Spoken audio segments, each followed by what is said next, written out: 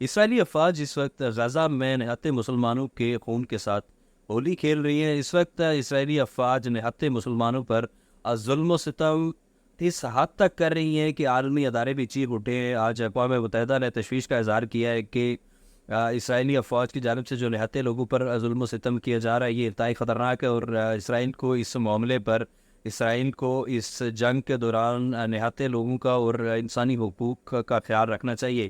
آج اسرائیل کی جانب سے ایک مہاجرین کیمپ پر میزائل حملہ کیا گیا ہے، جس کے نتیجے میں 90 سے زائد فلسطینی شہید ہوئے ہیں، جبکہ سینکڑوں کی تعداد میں اس لوگ زخمی ہوئے ہیں۔ جبیلا کا یہ کیمپ تھا جس پر آج اسرائیلی افواج نے میزائل اٹیک کیا، اور جس کے نتیجے میں لاتعداد لوگ شہید ہوئے اور زخمی ہوئے۔ دوسری جانب اسرائیل نے 100 سے زائد فلسطینیوں کو اپنی حراست میں لیا۔ 100 سے زائد جن لوگوں کو حراست میں لیا گیا، ان میں 12 سال سے کم عمر بچے اور 60 سال سے زائد عمر کے شہری، 60 سال سے زائد عمر کے بزرگ شہری ہیں۔ ان جو 100 سے زائد جن لوگوں کو حراست میں لیا گیا، ان کو برہنہ کر کے ان پر تشدد کیا گیا اور ان کی ویڈیوز بنائی گئی۔ بعد ازاں ان کو اپنی تحویل میں رکھا گیا ہے، تاحال یہ نہیں پتہ کہ ان پر کس نوعیت کا ٹارچر کیا جا رہا ہے، ان پر کس قسم کا ظلم کیا جا رہا ہے۔ لیکن یہ بات تو واضح ہے کہ اسرائیل اس جنگ کے شروع ہونے سے لے کر آج تک، 7 اکتوبر سے لے کے آج تک نہتے مسلمانوں پر، فلسطین کے نہتے لوگوں پر ظلم و ستم کر رہا ہے، جس پر وقتاً فوقتاً عالمی ادارے بھی بول رہے ہیں۔ گزشتہ روز ایک فرانس کا شہری اس کی زد میں آیا، تب فرانس کو بھی یہ بات پتہ چلی کہ اسرائیل نہتے لوگوں پر ظلم کر رہا ہے، تب فرانس نے بھی اس کی مذمت کی۔ اس سے قبل تو شاید کہ فرانس نے بھی کبھی اسرائیل کے اس معاملے کی مذمت نہیں کی، وہ بھی اسرائیل کے ساتھ ہی رہا ہے۔ لیکن جب گزشتہ روز ایک رہائشی عمارت پر اسرائیل نے میزائل مارا، اور جس کے نتیجے میں 20 فلسطینی اور ایک ایک فرانسیسی مارا گیا، تو تب جا کر اس معاملے کی مذمت کی۔ اس سے قبل بھی مختلف صحافیوں کو قتل کیا گیا، اسرائیل کے اپنے شہری انہی کے ہاتھوں مارے گئے اسرائیلی افواج کی جانب سے۔ ایک اہم خبر یہ بھی ہے کہ الجزیرہ کا جو صحافی، جس کو 2 روز قبل اسرائیلی افواج نے بے دردی سے قتل کیا تھا، جس پر فائرنگ کی تھی، اور اس کا کیس الجزیرہ نے انٹرنیشنل کرمنل کورٹ میں لانے کا فیصلہ کیا ہے۔ اطلاعات کے مطابق قطر کی میڈیا ہاؤس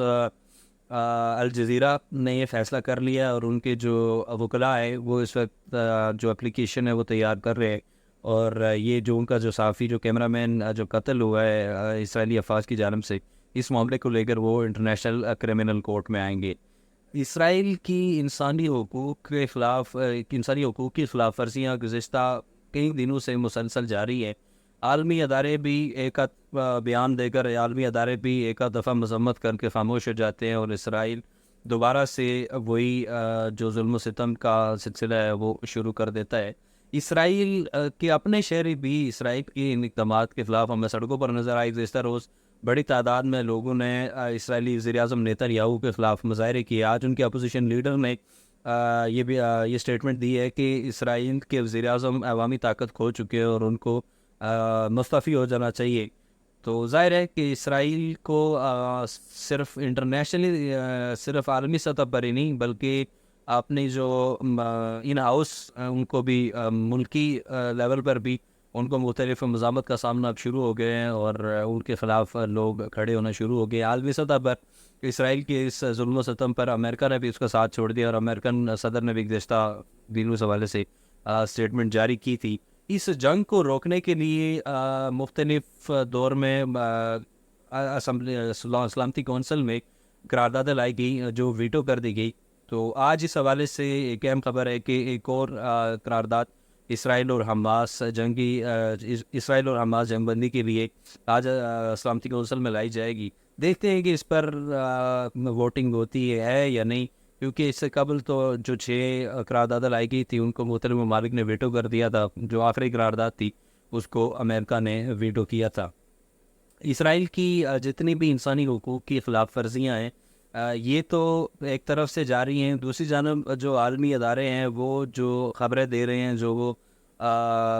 جو وہ عقائد وہاں کے بتا رہے ہیں، وہ بہت ہی پریشان کن ہے اور بہت ہی حیران کر دینے والے ہیں۔ اس وقت عالمی ادارہ صحت نے بھی یہ آج ایک اسٹیٹمنٹ جاری کی ہے کہ حماس اور اس جو اسرائیل کی جنگ ہے، اس کے نتیجے میں جو لوگ زخمی ہوئے ہیں وہ اس وقت جو غزہ کے اسپتالوں میں ان کی تعداد اتنی زیادہ ہو گئی ہے کہ اس وقت غزہ کے تمام اسپتال بھر چکے ہیں، اور غزہ کے اسپتالوں میں مزید زخمیوں کو، مزید لوگوں کو رکھنے کی جگہ نہیں ہے۔ اور غزہ کے اسپتالوں پر بھی اسرائیل نے وقتاً فوقتاً حملے کیے، جس کے نتیجے میں مختلف لوگ جو اسپتال کا عملہ تھا وہ بھی مارا گیا، اور جو باقی لوگ تھے وہ بھی مارے گئے۔ WHO کا یہ کہنا تھا کہ مزید جو لوگ ہیں وہ غزہ میں، ان کو اسپتالوں میں رکھنے کی گنجائش نہیں ہے۔ دوسری جانب جو لوگ مہاجرین کیمپ میں، ان کو کھانے پینے کی اشیاء کی قلت ہے، اور کھانا پینے کی اشیاء کی قلت کی وجہ سے مہاجرین کیمپ میں جتنی بھی گاڑیاں آ رہی ہیں، جتنے بھی ٹرک آ رہے ہیں امدادی سامان لے کر، ان کو لوٹنے کا ایک سلسلہ شروع ہو گیا ہے کہ مہاجرین کے پاس کھانے پینے کی اشیاء نہیں ہے، وہ اس حد تک یہاں تک پہنچ چکے ہیں، یہ نوبت آ گئی ہے کہ وہ جتنے بھی وہاں پر ٹرکس آ رہے ہیں ان کو انہوں نے لوٹنا شروع کر دیا ہے۔ اسرائیل کی جانب سے تمام جتنے بھی داخلی و خارجی راستے ہیں ان کو بند کیا گیا ہے، اور غزہ کی پٹی اس وقت بالکل محصور ہے۔ غزہ کی جو پٹی ہے اس وقت، وہاں پر کسی بھی قسم کی امداد، چاہے وہ فوڈ ہو، چاہے کوئی اور اشیاء ضروریہ ہو، وہ اس وقت پہنچانا ناممکن نظر آتا ہے۔ کچھ حد تک چیزیں وہاں جا رہی ہیں جن کی وجہ سے ابھی تک حالات بہتر تھے، اور یہ سارے معاملات باقی تھے، لیکن اگر یہی پابندیاں اور یہی راستے بند کرنے کا سلسلہ جاری رہا تو بڑے پیمانے پر بھوک اور غذائی قلت کی وجہ سے اموات ہو سکتی ہیں۔ یہ عالمی ادارہ صحت کا کہنا تھا۔